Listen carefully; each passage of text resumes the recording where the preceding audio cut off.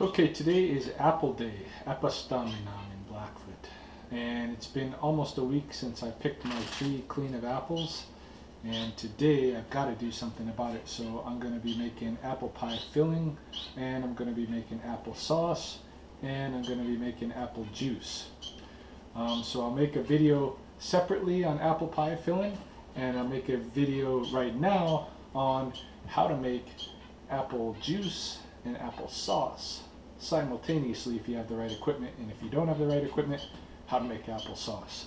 Alright, so the first thing I do is I use this steam juicer, right? So this is a nested series of pots. The bottom pot has water, holds water in it. The next pot up looks like the kind you'd make a angel food cake in, but allows the steam to come out this way. Also has the tube in which the juice is through which the juice is going to flow into whatever you're going to collect it in.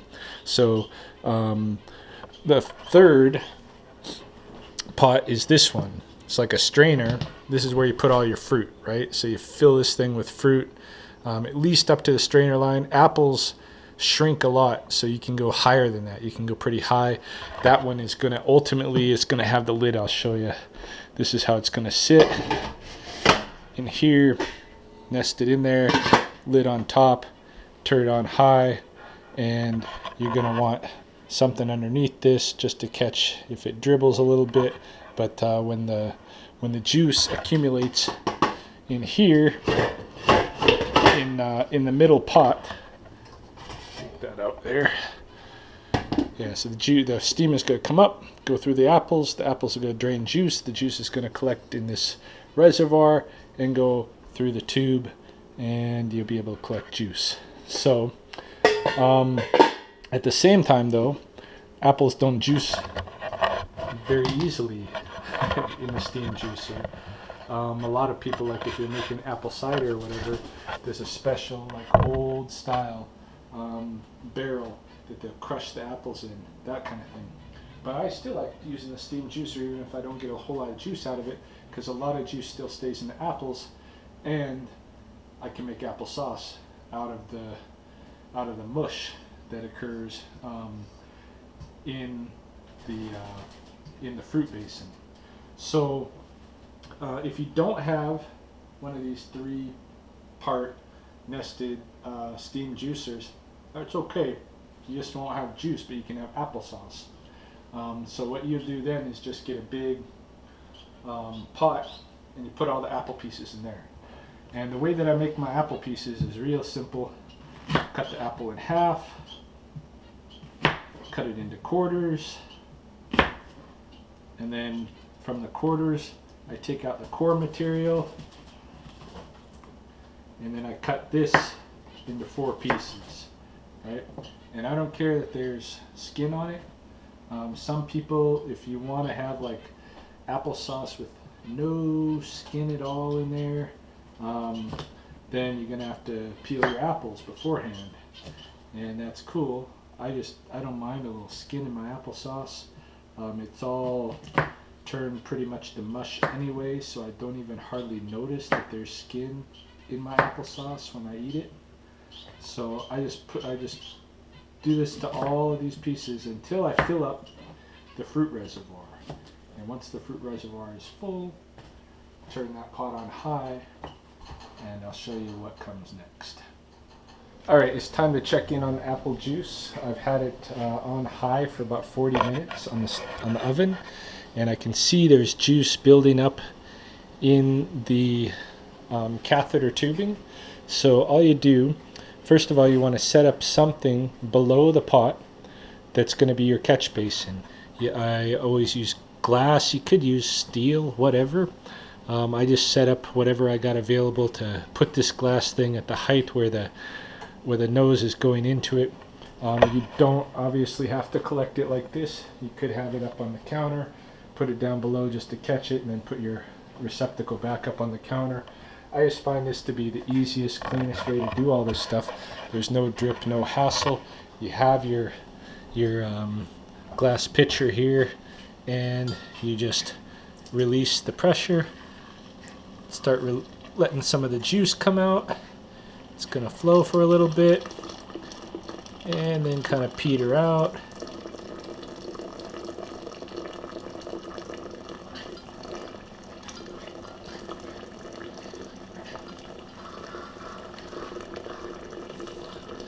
It's still flowing a little bit.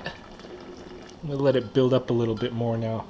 Okay, so you want to open up your lid, check on the state of your apples. Usually what you want to do is kind of, and this is the same if you're juicing anything, kind of move the fruit around a little bit.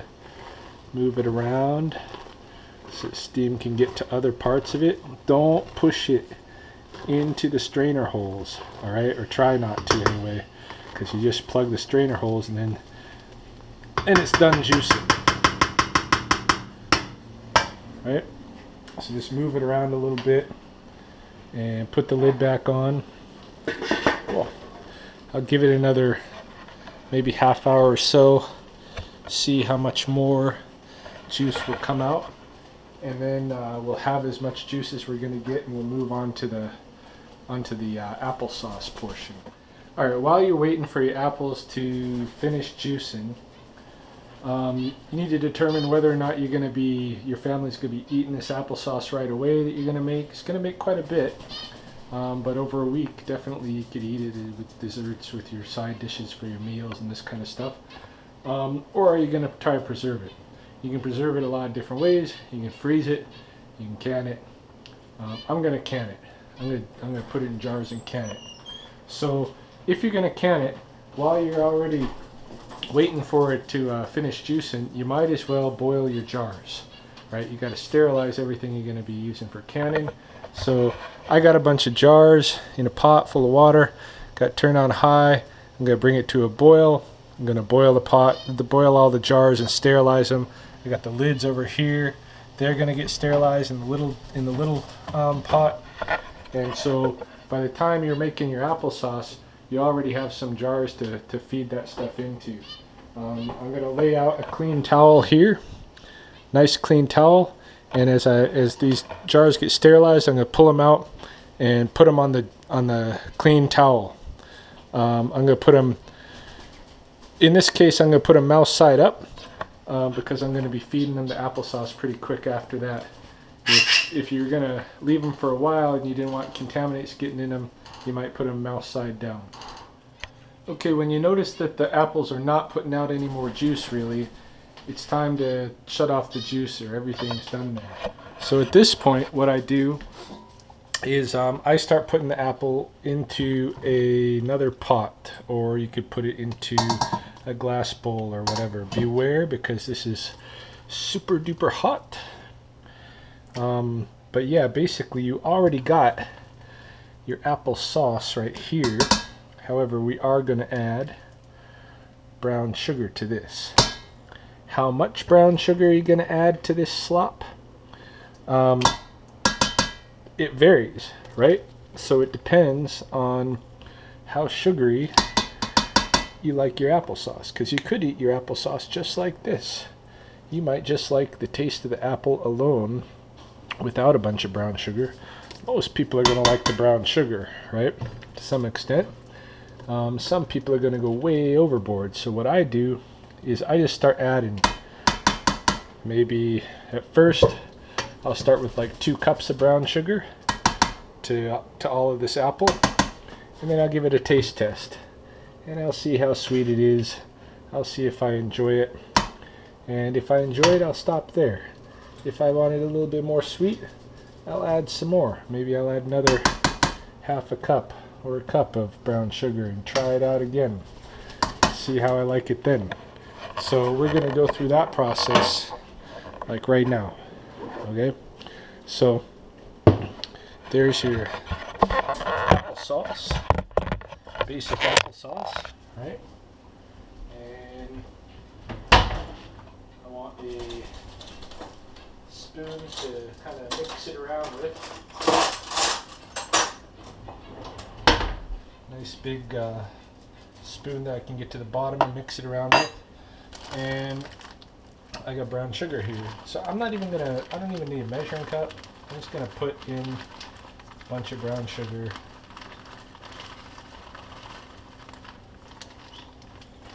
Mix it in. You know, like I said, this is approximately 2 cups worth of brown sugar to start with. Just mix it in all nice. Try to get it in there thoroughly.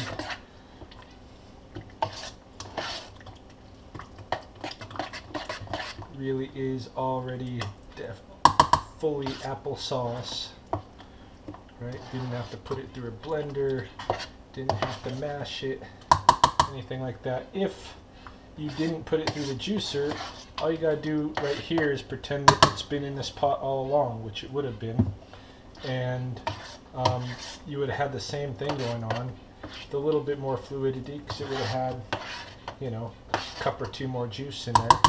That's perfectly fine, right? So, alright, so I've done this, I've mixed it up. Now I'm going to take a little bit, right? Got it on my spoon, cool it off, put it on my finger.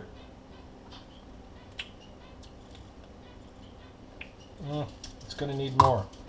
It's going to need more. It's going to need to be more sweeter.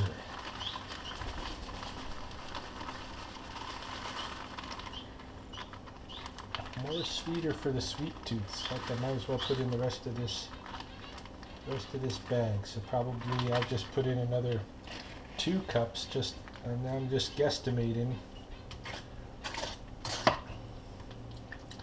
based on what I was tasting there. Didn't taste much of the brown sugar as yet. Little bit, little tinge. And if you're trying to go clean, you might stop right there. Now I've got approximately 4 cups of brown sugar in here. That should be plenty. Again, pull some up. Oh yes. Now this is the stuff. Don't worry much about getting your germs in there, especially if you're going to can it. It's just going to get cooked more anyway. So yeah, there I got my applesauce ready already to serve up and eat. And like I said, it made a lot, right? Made a bunch. So for a family to eat this, you're going to have to put some of it away. You know, you're not going to eat this all in one sitting, you know. But you can see, like, it's a little bit chunky. That's because those skins are in there. I don't mind the skins. And when you're eating it, they're pretty soft. Like, you don't really notice that it's too much, that it's not a big deal. But if you don't want those skins in there, if you just want it completely pureed, that's not a problem either. You just skin the apples beforehand. Alright, so that's your basic applesauce. Now I'm going to come back at you once we got some boiling going on and we're ready to start canning. Alright, I got some jars boiled. Now it's time to start filling them. So what you need is a funnel, some kind, and you got to sterilize this thing too. Sterilize the funnel. You're gonna, of course, even to work with the jars, you need one of these grabbers, right? Jar grabber, and you need one of these like magnet wands to pull the caps out of the water here, right? All right. So, well, I'm making a big mess now. All right, so, oh shit. All right, so we want to fill these up to, yeah, about here with our applesauce. So let me show you how to do that. It's no big mystery, right? So you take your funnel, put it there, and start scooping in your applesauce. Funnel helps you from getting any applesauce on the rim of the jar, because you don't want applesauce on the rim of the jar, and you should actually use a kind of a moist paper towel to wipe the lid anyway once you've are we doing? We're doing pretty good. Pretty good. Yeah, alright. So even using the funnel, like you can see I got a little bit of sauce on the lid there. It's not a problem. I'm going to take a little paper towel, some moisten it, and wipe off the lid, and then grab one of the,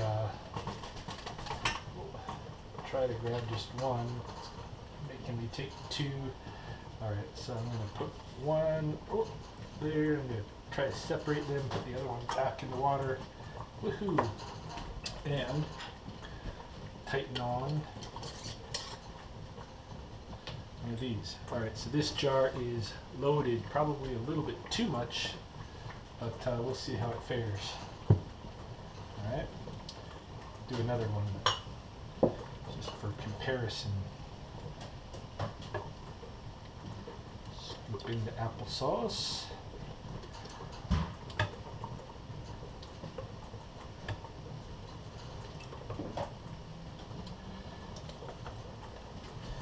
And you don't want to get it, yeah, even that might be a little bit much. I'm going to get a little spoon.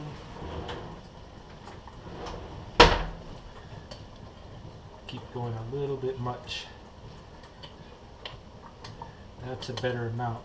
Kind of down just below the lip of the jar, right? Just below the part where you screwing things together. So again, snap lid, pop it on there,